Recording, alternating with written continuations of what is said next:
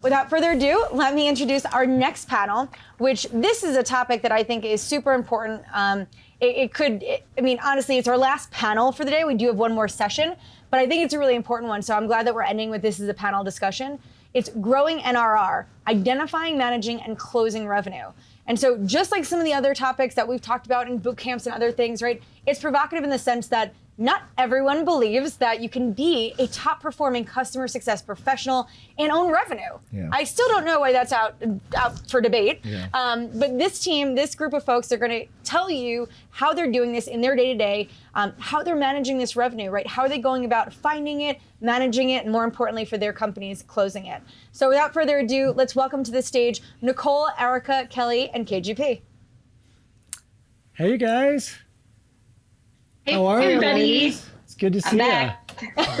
You're back, KGP. You just switched seats. Erica, welcome back for your second year. Hi, thank you very much. I'm super excited to be here again. We're thrilled to have you all. Kelly, thank you so much. And Kelly, you just recently took a new role, right? I did. I've just joined Microsoft. How's that going so far? Yeah, really good. Lots to learn, but that's always the fun bit.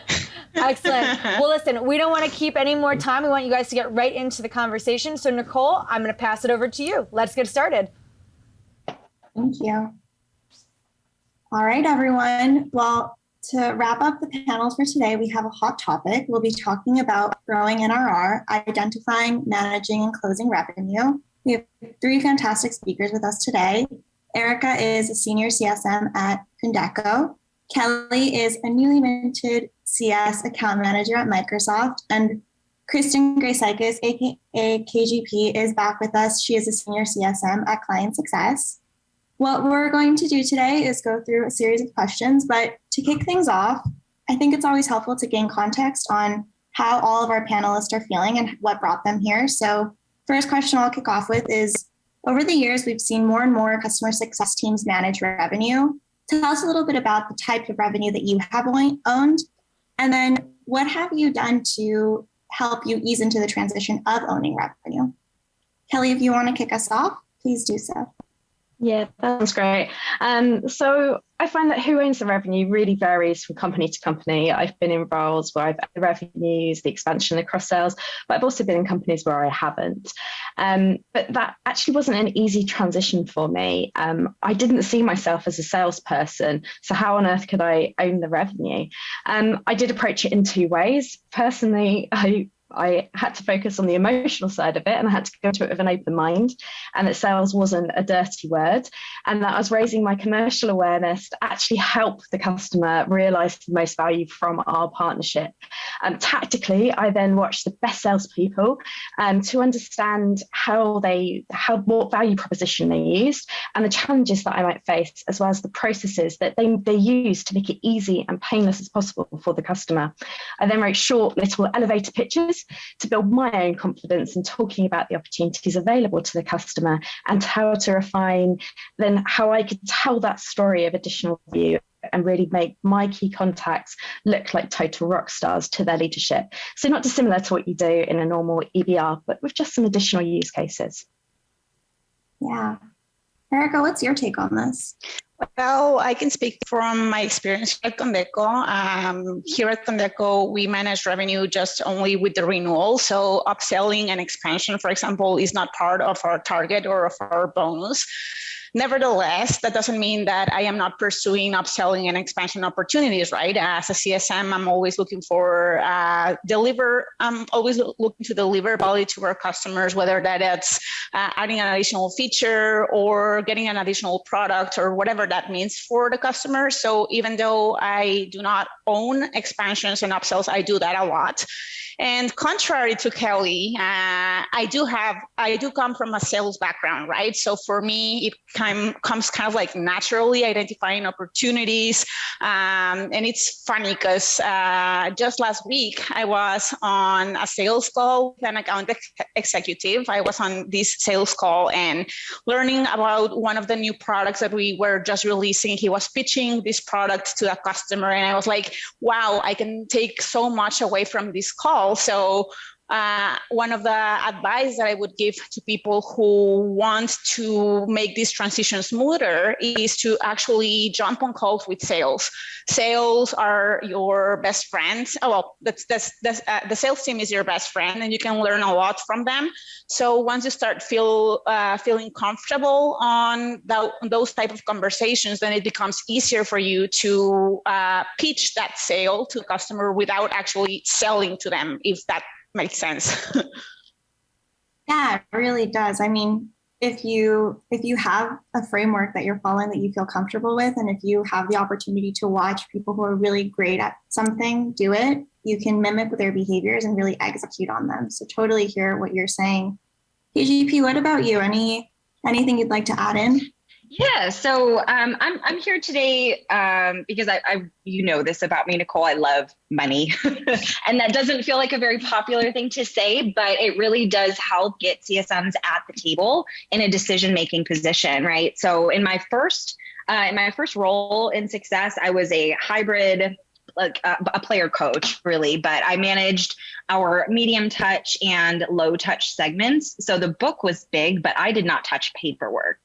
So stepping into my role at Client Success, the paperwork was actually the biggest leap for me. But fortunately, we have a software solution that is designed to help me navigate that process. So it was okay. I made some mistakes, but I think that having the conversations around revenue has always come pretty naturally. It was really about the process. There's so much to go through. So, you know, the other CSMs at Client Success, Christy certainly talked me through MedPick and all of these very trusted industry processes. And Nicole, something I'm just recognize so much and acknowledge and use, something that you're really strong at. So you learn from the people around you, and you use software where you can and where you're not good at things. Yeah. KGP, you brought up a really good point. We as CSMs, we work really hard to earn our customers' trust. And something that I've heard and I've struggled with sometimes is we work to be a trusted advisor, and some people might feel that working towards that trusted advisor role has almost like it's at a headbutting point with owning revenue. Would love to hear all of your thoughts on this.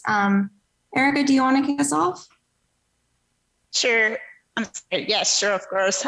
So it's actually one of the things that I have mixed feelings of, because you're totally right.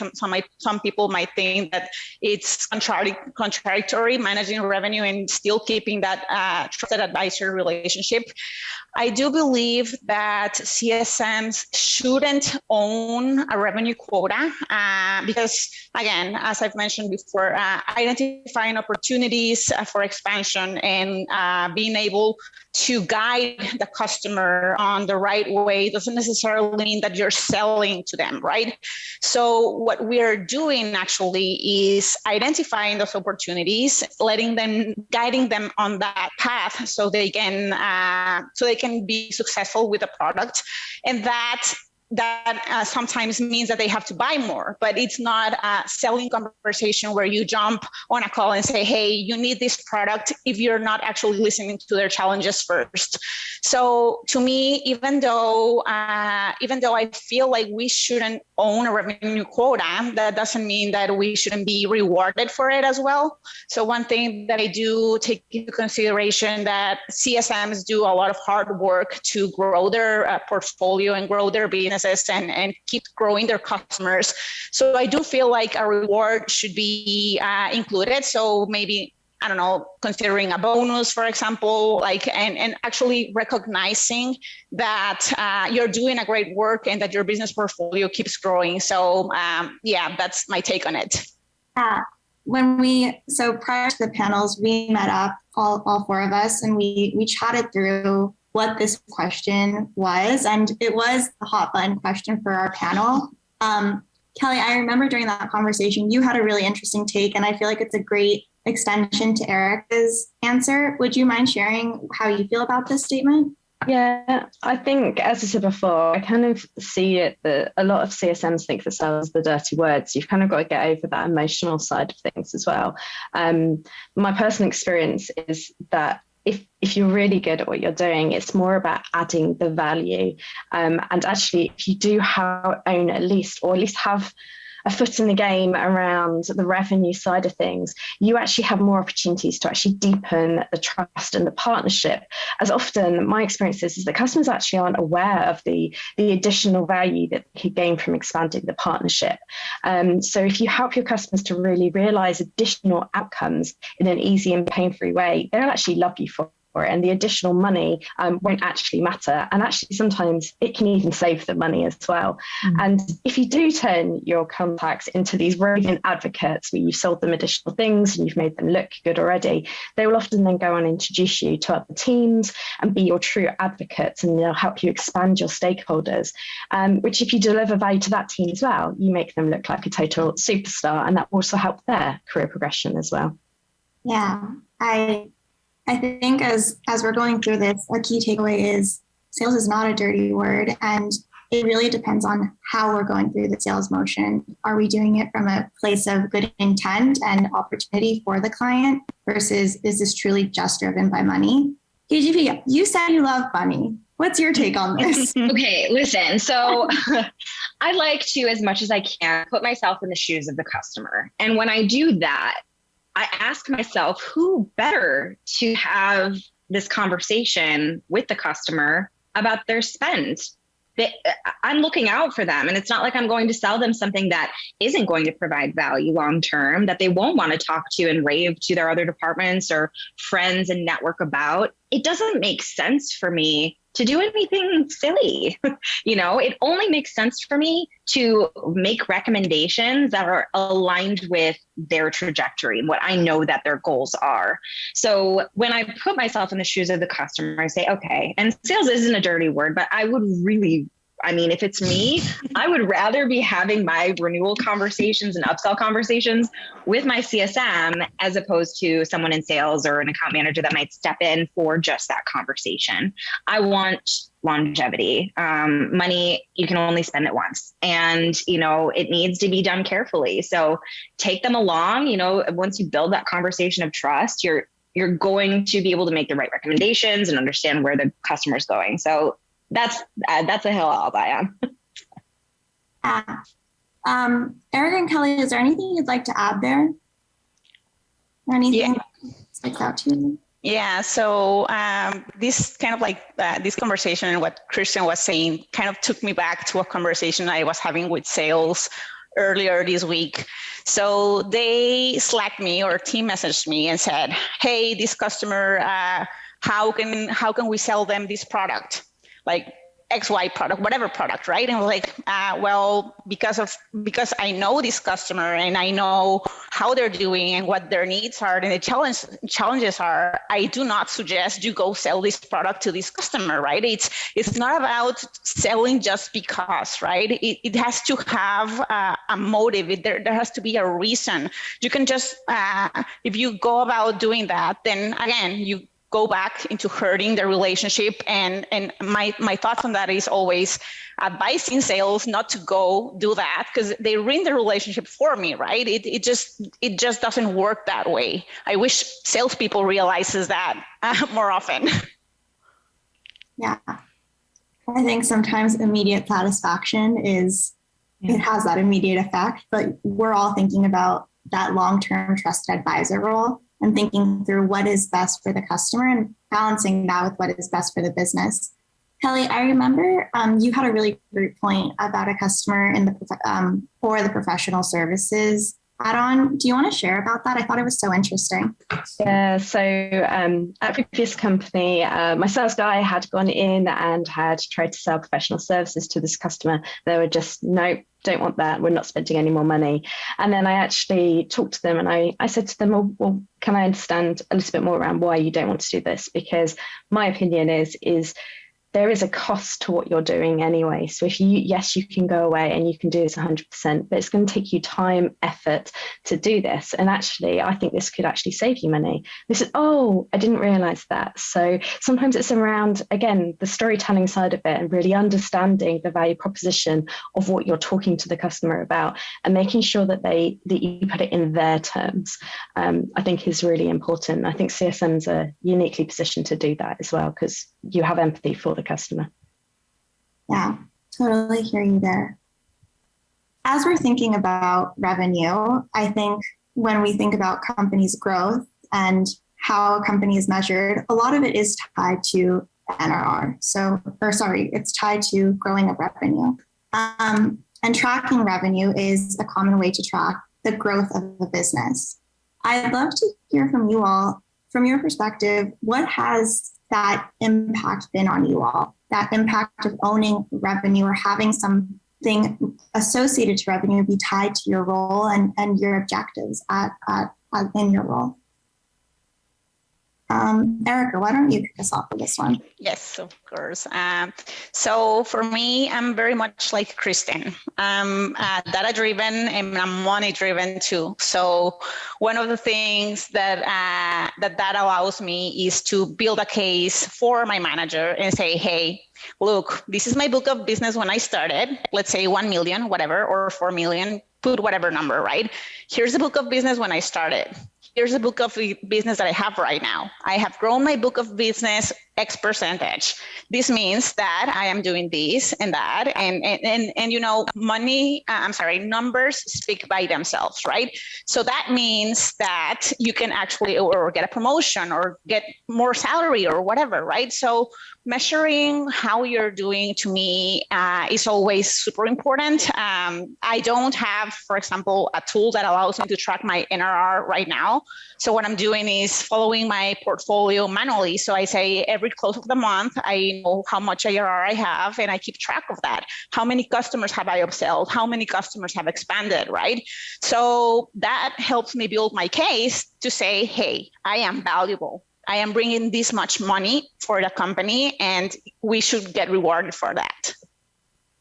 Yeah, it's revenue acts as it's your seat at the table. And I'm stealing that quote directly from you, but it's a way to say, this is the value that I'm bringing. And something that you highlighted is sometimes it's hard to track what that value is. Kelly, do you have any suggestions or any input for how we can go about tracking the value that you're delivering? I think Erica said that perfectly as well, is that I'm also really passionate about the metrics. And if you're not being personally measured on some of the basic CSM metrics like gross revenue retention or net revenue retention, there's nothing to stop you creating a spreadsheet. There are lovely tools like Client Success that do it for you, but some of us aren't that lucky to have that available to you. And so you can create a simple spreadsheet, you can track what you're doing, what you've delivered on, and then you can, just as you have to tell that story of value realization to your customers in a business review, you have to know your own value as well and make sure your boss knows the value, the revenue impact that you're having, and in generating that renewal number and growing your customer base as well. So I think it's really important to, as Kristen just did an amazing session on being the CEO of your book of business. So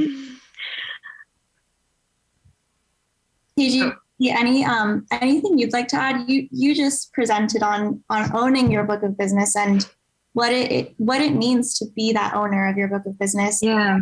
What are your thoughts on this? I mean, listen, I don't have much to contribute after my amazing co-panelists. That was amazing. Like, please write a book, have a podcast. I will subscribe. But I will say that customer success is a strategy. It is not a department. It is a strategy. And if we're getting it right, that is going to have a direct impact on revenue, right? So here's what I'll say. Personally, I begin and end my every day with looking at my forecast, not only because I have a very present leadership team who wants to know what our forecast looks like, because we have a great tool to use to do that. But it's also very compelling for me. It's helped me improve my mental health at work, to have some metrics that I can look at to help me prioritize my day. there are so many competing priorities. And the funniest, most ironic thing in the world is that priority is a singular term, y'all. Priority is a singular term, but we have competing priorities in our roles. So just to have some metrics around, when is the renewal date? What does fulfillment look like? Do I have any, escalations? What's the current sentiment of the customer in tangent with all of the revenue data? Like that's what helps guide me in managing my book, right? Very, very data driven. So it's how I begin and end my day. It helps. It's kind of like my compass. Data. The oil. Data. Who said that it was the oil of? I don't remember, but it came up earlier. Kelly and Erica, there was a presentation earlier today where data was called the equivalent of oil, and if you have data, you have a lot of value. And money. We're ruining this. It's on one of my Post-it notes somewhere on my desk from one of the amazing speakers today.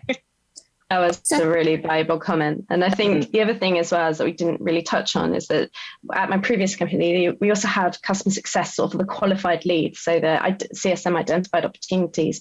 And that also gives you another seat at the table because it also helps the conversation with the sales team as well. Because if you're showing that you are having those conversations and you are actually just identifying opportunities, that's a really, really powerful thing to do. And then you can rinse and repeat that and scale all those motions that you're putting in place so that you can continue to grow your whole book of business as well.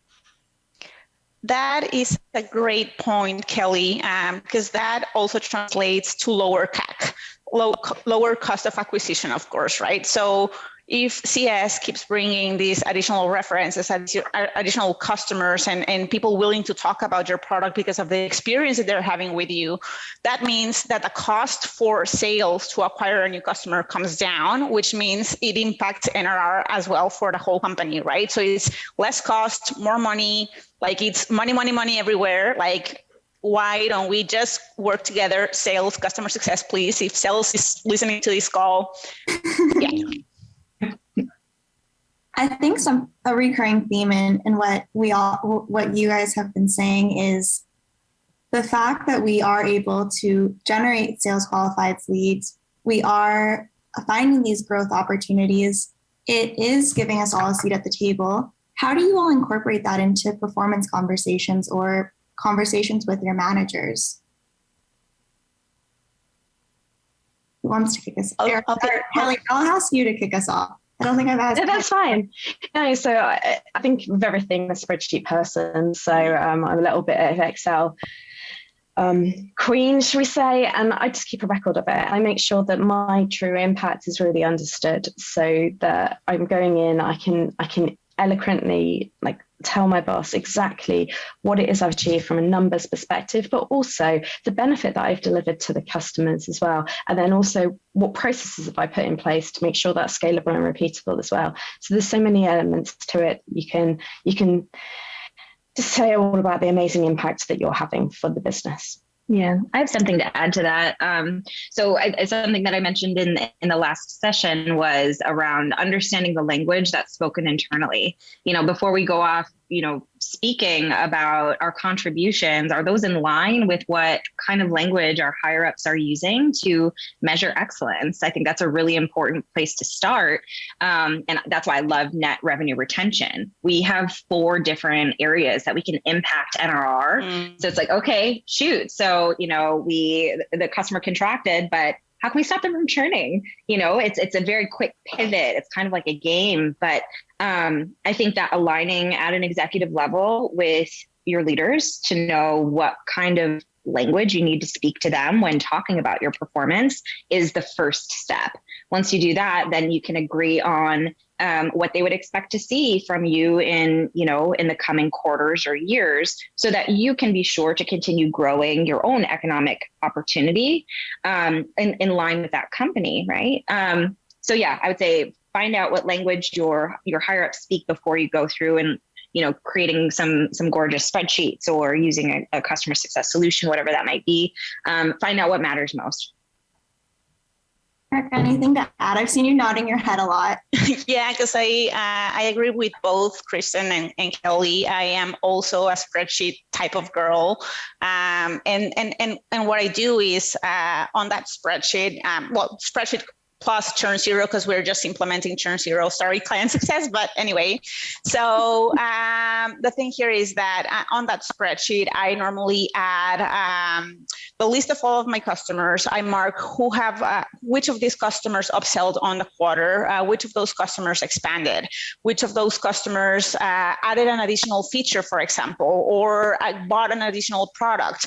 So when I'm coming to my review with my manager, I have this data at hand and I say, hey, this is what I did during the quarter. This is the additional value that I brought. These are the initiatives that I'm working on. And so just as Kelly mentioned, if I was able to find, I don't know, a process that could improve or anything related to making our team more efficient and making our customers happier, it's on that spreadsheet, on that review, right? So that way, when I come to that meeting, I'm prepared to say, hey, this is the value that I brought this quarter, right? I think sentiments everyone has been nodding their head and really echoing each other's sentiments.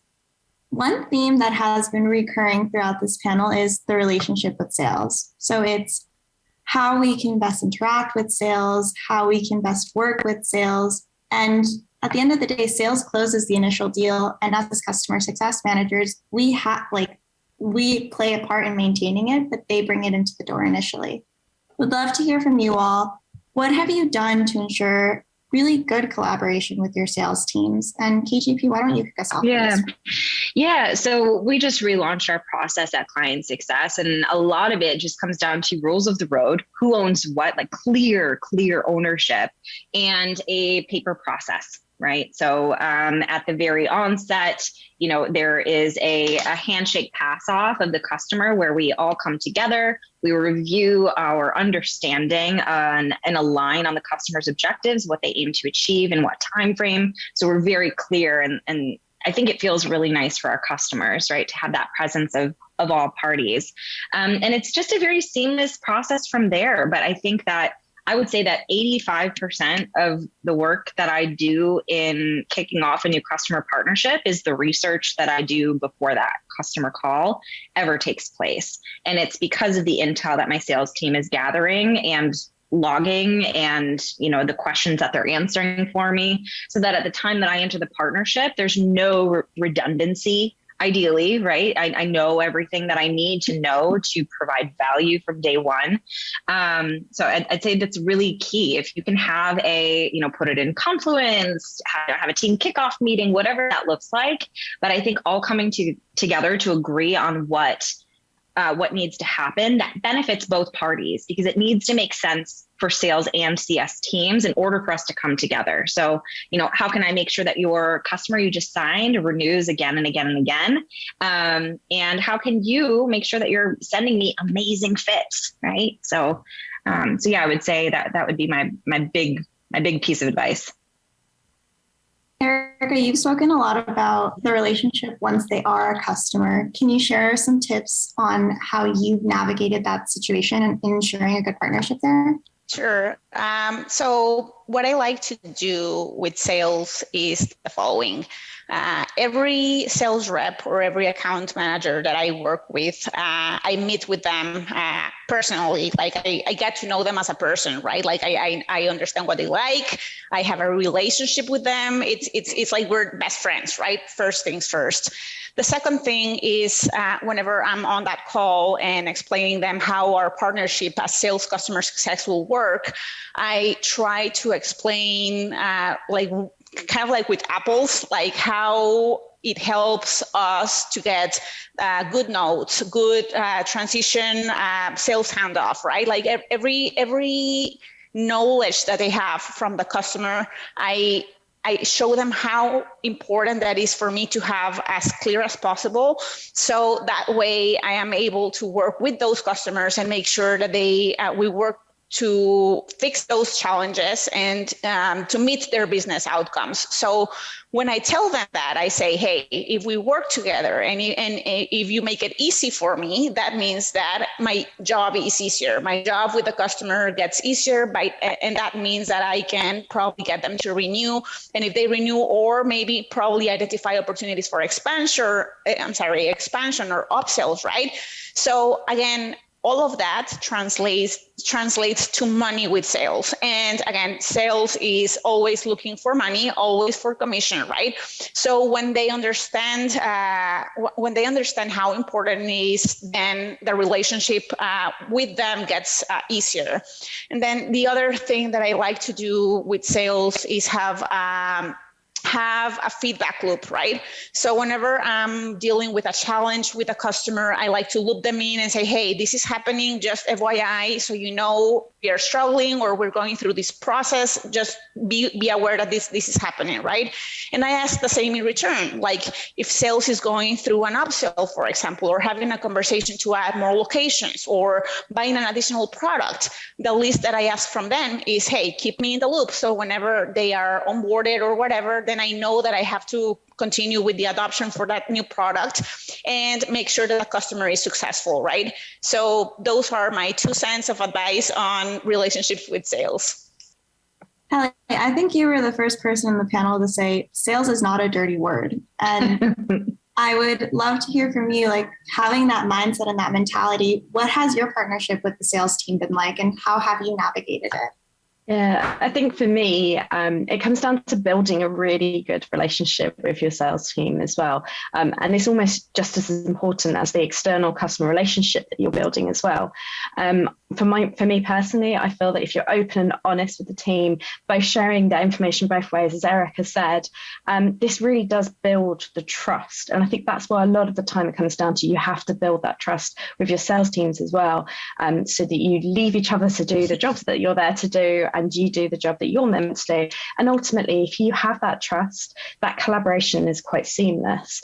But often things aren't ever perfect. And when things go wrong, always seek that context from them, as often it can be just a small misunderstanding that can be really easily understood. And as Erica did say, like ultimately for them, it is about the money. If you identify these leads for them, it puts additional commission, but also retires against their quota, which makes them look good as well. So ultimately, you both win. If the customer's doing well, you both look really good, and that's obviously good for their.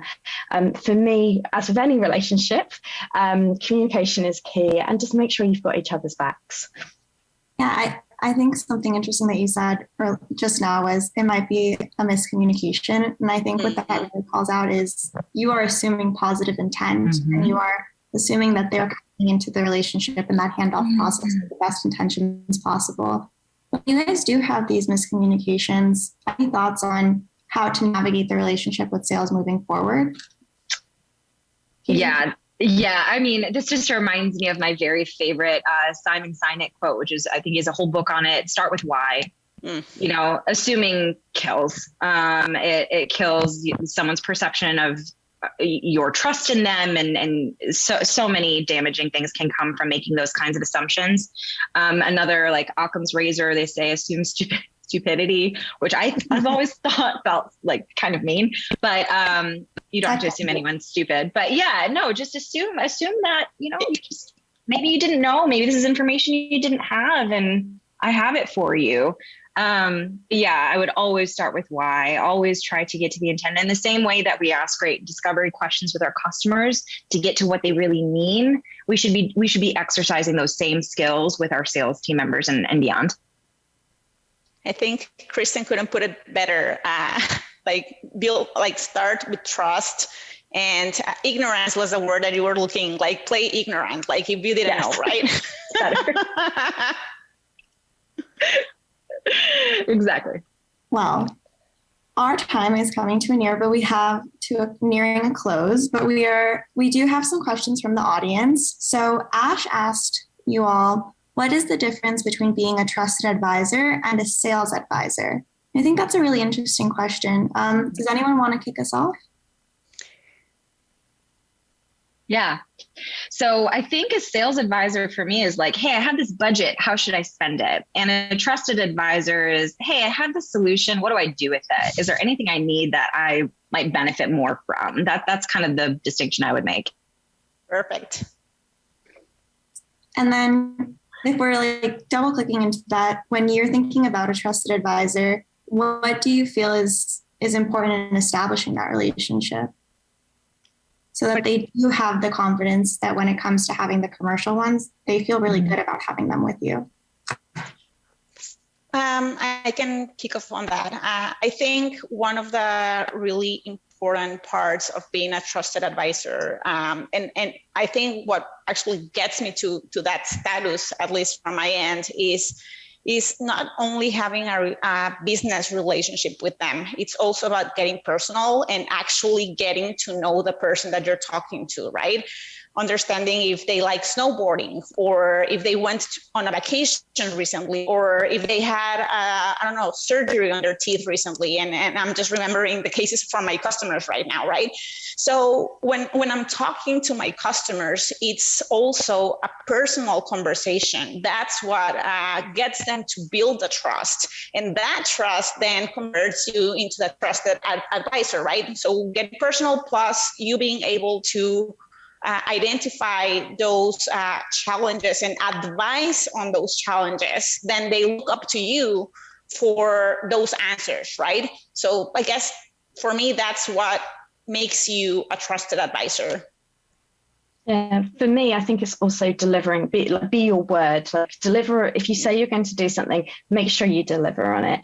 I've had situations where I've come into an account, or maybe I'm taking over from another CSM where things haven't been going to plan. And my first point of call is actually to be very, very tactical. Let's work out exactly what we need to deliver. Let's deliver on it. And then you'll find that they open up the doors to have much more strategic conversations. They do have that trust, and then they will also like grow with you and open up doors. I think that's the most important thing. Is sometimes it's even going back to basics and just doing what you say you're going to do. Yeah, I hear you there. And I feel like that long term, when you make a suggestion, then when it's regarding a commercial conversation, they are more willing to trust you. Mm-hmm. Gary? Oh, go ahead, KGP. Yeah, sorry. Just the only thing that I think my amazing co-panelists hadn't already mentioned was just about vulnerability. I think that there's a lot that goes into building trust. It's just being very human with one another. A manager years and years ago, back in my retail days, my brick and mortar days, a manager once taught me that we're just humans working with humans. And I don't know that it needs to get much more complex than that, so I'll leave that there. Be vulnerable, be yourself. If you make a mistake, apologize, take accountability. You don't need to do it perfect 100% of the time. I certainly do not. But when we need to make things right, take the correct steps in doing that. But don't be afraid to admit you were wrong. I would definitely second that. Admitting you did something wrong it's highly valuable, and many times customers actually value more that than you not admitting something happened, right? So it's happened to me too. We're humans. We will not always be perfect, and it's okay, right? Just say, hey, I'm sorry. This happened. I'll look into this immediately, or whatever needs to happen, right? So I definitely second you on that, Kristen. Gary asked the question, how do you tread the fine line between being a friend and a vendor? Mm-hmm. And that's an interesting one, given that we want to know about our customers. Erica, I'm going to ask you to kick this one off, because you shared that when they're having surgeries and they're having dental work. So how do you straddle that line? Okay, so being a friend is quite different than a vendor, but let me see if I can put this into words. So being personal doesn't mean that that you're their friend. Like it's not like they're my friends, they're just business partners, but they're business partners that also are human, right? So it's about EQ, right? EQ all the way. It's empathy. It's understanding. I don't know if I would call it a friendship. Really, it's more of a business relationship. I don't know if that answers the question or not, but Me too. I like to think that I am personally invested in their success, as well as I'm obviously there for their business to get value, but I also want them to look amazing. And therefore I am personally invested in them. They may not be my friend, but I want to see them do well. That's actually where I get a lot of pleasure from when I see somebody get promoted or something else like that. That to me is actually a really big win. So whilst they're not my friend, I do feel personally invested and want them to do well. Mm-hmm. You celebrate their wins, especially if your product helped them get there. Exactly. I've seen you celebrate clients' wins fairly often. How do you straddle that line between friend and vendor? Oh my gosh, you guys, last quarter, 3 of my points of contact got promoted. And I was like, I had all no, I mean, and I mean, not only is that amazing for your point of contact to get that kind of recognition that they deserve, but to do it in the customer success space, like all day long, I was so thrilled. But I think I do want to add something to the conversation, friend versus advisor. I think it comes down to boundaries. And we can communicate boundaries with our customers in a way that actually builds more trust and more respect. Something that our colleague Krista did recently, she emailed all of her customers like 2 weeks before her vacation started. Here's my calendar link. I thought it was the coolest thing. It's like, I will not be available for you during these times. I will come back fresh as a daisy, ready to give you a great experience. But here's the expectation that I'm setting weeks in advance. Yes, more of that, because we are people and we need to recharge. We're not machines. We're not robots. We need to unplug, close our computer screens, go be in nature, whatever. But I think that the difference between an advisor and a friend is the professional boundary. And we need to know where that lies and communicate it often. For sure. So with that, we are at time. I will wrap up with a big thank you for everyone. This was our last panel of the day, and I hope that everyone that was watching got a ton of value. But Kelly, Erica, KGP, thank you so much for your time today. And thank you. All of your input and very, very, very insightful guidance. Have a great day, everyone. Oh, thanks for having us. Bye. Bye. Hey, thanks so much, Kelly and Nicole and Kristen and Erica. That was a great presentation. I loved it. There's a couple things. One, KGP, I love fresh as a daisy. I still feel fresh as a daisy today, but I love that comment. And I like the comment about the relationship between sales and CS. Yep. Christy, how should that work? Listen, we're all working towards the same goal. Yeah. They're working with the customer at the beginning of their life cycle with us. We work it on the back half, right? Yeah. So there has to be strong synergies between those two organizations in order to orchestrate something that's a great experience for the customer. So you got to figure it out. Yeah. I wrote a blog once called Sales and CS Should Be BFFs. And I think that's true. They need to work together. Look at it as partners. You're both after the same objective, and just find a way to collaborate together. I think the key thing, though, is to make sure the customer understands what's the roles and responsibilities between the two. Another quick takeaway. How do you balance, they talked about it, friend versus vendor? It's tricky. I think, listen, you can, with any relationship, right? Like, it's the boundaries that you set. Yeah. I always tell everybody when we introduce our customer journey and our life cycle, right? We're very transparent about the fact that we're going to help you be very successful and achieve the goals that you came with us to achieve. Yeah. But at the end of the day, it's got to be a mutually beneficial relationship, right? We're not a nonprofit. Our goal is to make you successful in exchange for your continued business. And so I think it's just being very honest about that. As long as you're, I think, transparent and you're not hiding anything, I think you can create those boundaries and still have really strong relationships. Yeah, I think I've had some customers over the years that I cherish the relationship. I think they're friends. I also respect the fact that they work for a business. Yeah. And so you're right. At the end of the day, business is business, and you have to provide value. And so that's key. Just make sure that as you get close to your customers, that you still do everything you can to respect that part of the relationship.